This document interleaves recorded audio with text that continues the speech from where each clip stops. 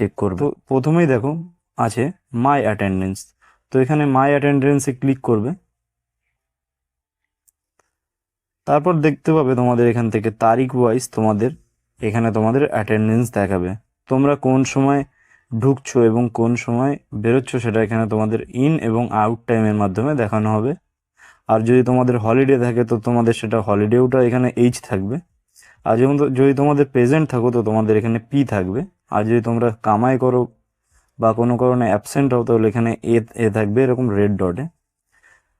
তো এইভাবে তোমরা তোমাদের অ্যাটেন্ডেন্স চেক করতে পারবে। এরপরে চলে আসি দেখো মাই রেগুলাইজেশন।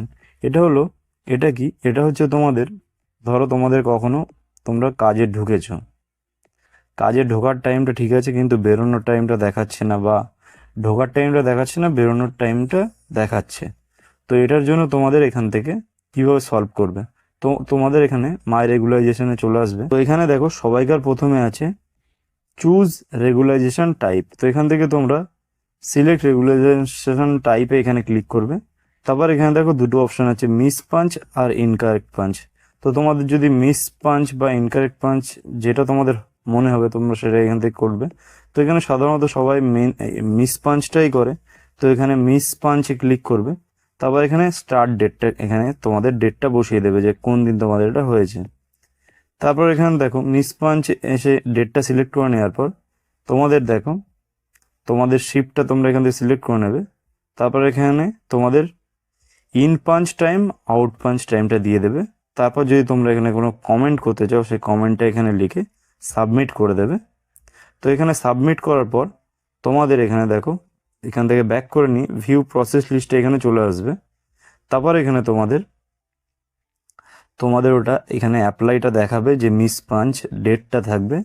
তারপর এখান থেকে তোমাদের সবাইকার প্রথমে পেন্ডিং থাকবে। তারপর তোমাদের ওখান থেকে ভেরিফাই বা রিজেক্ট করে দিলে তোমাদের এখানে দেখো এটা যেমন ভেরিফাই করে দিয়েছে, তো এরকম তোমাদের এটা ভেরিফাই বা রিজেক্ট হয়ে যাবে। তো এইভাবে তোমরা মিস পাঞ্চ বা ইনকারেক্ট পাঞ্চটা ঠিক করতে পারবে।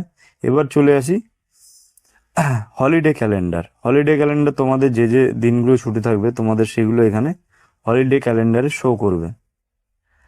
এটা হচ্ছে তোমাদের ন্যাশনাল হলিডে বা বড় বড় যে ছুটিগুলো থাকে সেগুলো এই লিস্টে থাকে। এরপরে দেখো শিডিউল। তো তোমাদের কোন কোন দিন কোন সময় কাজ আছে এই সবগুলো তোমাদের এখানে শিডিউলে থাকবে, বা কোন দিন তোমাদের উইক অফ থাকবে সেটাও এই শিডিউলেই থাকবে। তো এখানে শিডিউলে ক্লিক করার পর দেখো এখানে যে ডেটটা দেখাচ্ছে এখানে ডেটে ক্লিক করবে। তারপর এখানেতে ওকেতে ক্লিক করবে। তারপর এখানে দেখো তো এখানে আজকে একটা ডেটই দেখাচ্ছে, তোমাদের এখানে পরস্পর কোন টাইম কোন শিফট এরকমভাবে পরস্পর দেখাতে থাকবে। তারপর এখানে দেখো মাই টাইম অফ। তোমরা যদি ধরো কখনো ছুটি নিতে চাও তো সেটার জন্য তোমাদের এখানে মাই টাইম অফে এখানেই রিকোয়েস্টে তোমাদের রিকোয়েস্ট পাঠাতে হবে।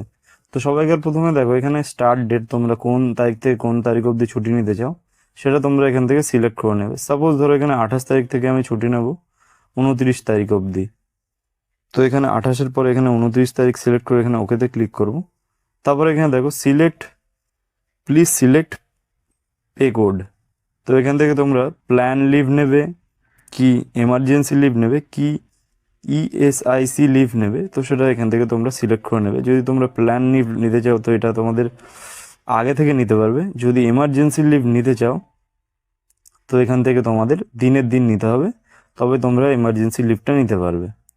তারপর তোমরা এখান থেকে তোমাদের লিভের টাইপটা এখানে বসিয়ে নিলে রিমার্কে তোমরা এখানে তোমাদের কারণটা লিখতে পারো। তারপর এখানে সাবমিট রিকোয়েস্ট করে দিলেই তোমাদের এখান থেকে এটাও তোমাদের ভিউ প্রসেস লিস্টে এখানে চলে আসবে। তারপর এখান থেকে চাইলে এরা অ্যাকসেপ্ট বা রিজেক্ট করবে তোমাদের লিভটা।